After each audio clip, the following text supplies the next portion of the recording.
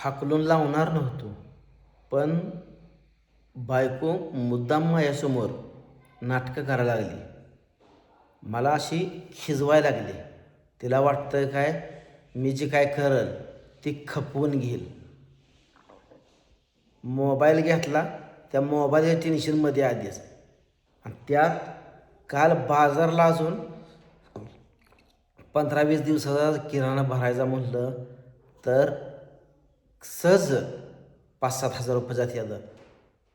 ती किराणा भरून दिला, माळवं. मग ही एवढी नाटकं कशासाठी सांगा, ही मला सांगा.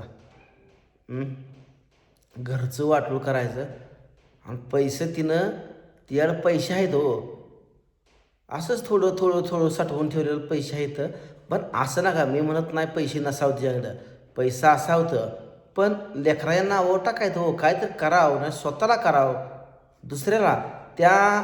त्यांनी आधीच घराचं पैसे दिलं नाहीत, विहिरीतलं 50,000 राहिलं तर सगळी मस्त्र तर त्यालाच दिली खायला. एक मस्त तेवढी ठेवली आणि 2 शेळ्याचं पैसे त्यानं ढापलं. मग एवढं सगळं दिलं असताना वरनं अजून तुम्ही गोड बोला की, खायला पियाला घाला, पण तुम्ही मी नको म्हणत असताना वस्तू घेऊन द्यायला लागला. पण ती दिलं, जाऊ द्या म्हणलं होतं, पण काल अजून मुद्दाम पैसे. म्हणजे मला त्यांना चिरडीला पेटवायचं आहे, भांडण त्यांना पेटवायचं आहे. मला पटत नाही ना, अति करायचे असतं. हे मला कळलं कधी, त्यांचा व्हिडिओ बघितल्यावर पुन्हा कळलं ह्यांची नाटकं. ही अशी डोळ्यासमोर माझ्या करती, मी थांबत नाही, त्यांचं थोबाडसुद्धा बघायला थांबत नाही. गेले आता, जाऊ दे, पोरगी घेऊन जाऊ नको म्हणलं होतं तिला, पोरगीसुद्धा घेऊन गेली आहे. माझी मी सक्षम आहे सांभाळायला, लेकरं सांभाळायला मी सक्षम आहे, काय अडचण नाही, काय पाहिजे ते लेकरांना मी देईन. पण तिनं अति केलं आणि तिला माफी मागितल्या शेवट, आणि माफी मागून पण तिला माफ नाही.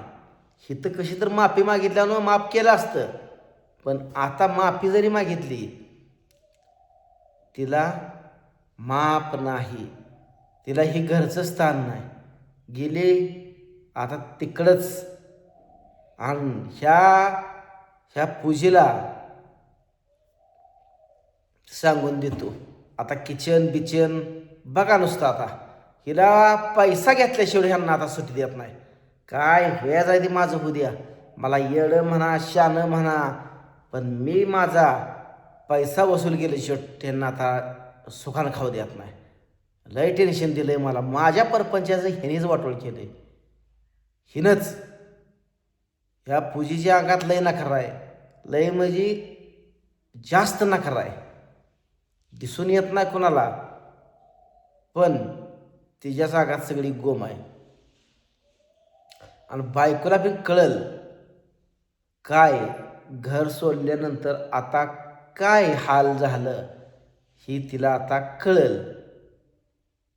कारण लगीन झाल्यापासनं घरात बसले, कुणा बांधाला कामाला नाही, काय नाही.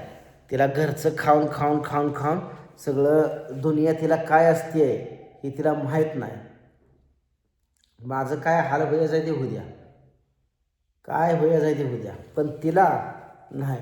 माझ्या जे उरक त्यांना इतकं त्यांना सपोर्ट करते आहे, मग हिथं ठेवून तिला काय उपयोग आहे. जाऊ दे, तिचे आईबाप किती दिवस सांभाळते मला बघायचं आहे. आईबापाकडेच जाणार, आणि आईबापा काम केल्याशिवाय गत नाही. भाऊ पण याला आहे, आणि भाऊ तर बसून घ्यायला काय मोकळा आहे का ह्यांना. काय नाही, एकटा जीव साधा शिव, काय नको. आपण जन्माला येताना एकटं झालोय, एकटंच जाणार आहे. मी आता असंच जगणार आहे. मला नको ही परपंच, ही काय नको. मला लय मानसिक टेन्शन दिले नाही मी आयुष्यात. जिंदगी माझी नुसती ह्याने झेंड करून टाकली आहे, टेन्शन देऊन देऊन देऊन देऊन देऊन नको वाटायला लागलं हे सगळं.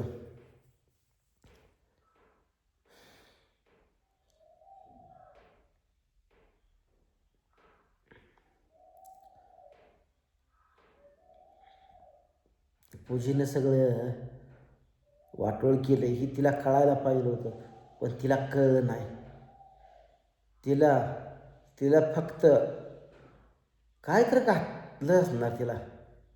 ती एवढी बदलणारी नाही. ती गोड एवढं पूजेसारखी बोलायलाच कशी लागली. हा, एवढं बोलाय कशी लागली. तिनं एवढं हाणून मारून सुद्धा तिच्यासारखी ती बोलायला लागली. काय तर प्रॉब्लेम 100% असणार आहे. 100%. ती अशी इतकी बदलणारी नव्हती. पण तिनं जे चांगलं चाललं होतं तिला बघवलं नाही. गोड बोलून बराबर तिनं फायदा करून घेतला आहे. आणि वरनं जाऊ नको म्हणायचं नाटक करते. नुसती नाटकच करते ती. तिच्या डोक्यात काय तर प्लॅन असणार आहे. 100% तिचा डोक्यात प्लॅन असणार आहे. वरच्या मनात ती नगमत असणार तिला जायला.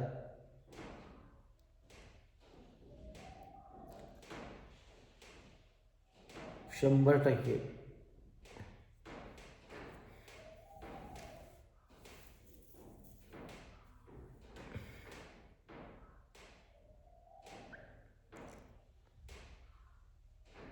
एवढी ते बाजाराने हेन आणून देणार नव्हे. दिला नसतं त्यानं. मोबाईल पण दिला नसता. पण एवढी बदलायला कारण काय नेमकं हीच माझं समजणं झालं आहे. ह्या मार्गानं डोकं माझं क्रॅक केलं आहे. रात माझी अशी विचार करण्यात जाते.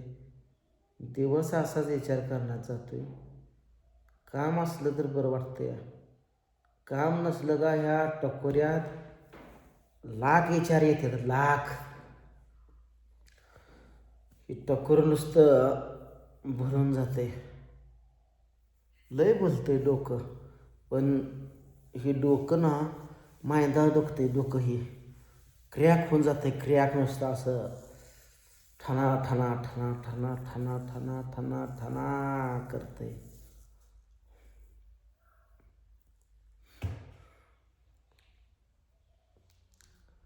म्या घरदार बांधून मला जुनी खोली दिली आहे.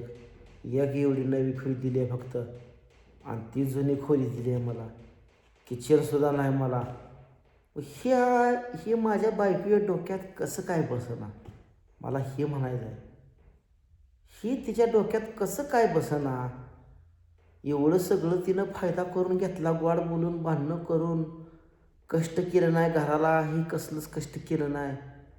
मग आपण कष्ट करून आपल्या नशिबी आपल्याला फळ ही दिलंय. मग ह्याच्यावरती विचार कसा केला नाही. ती तिच्यासारखी झालीच कशी. तिच्यासारखं व्हायला तिनं काय केलं. लाख टोकऱ्यात ह्या प्रश्न येतात. लाख. लय लाख प्रश्न येतात.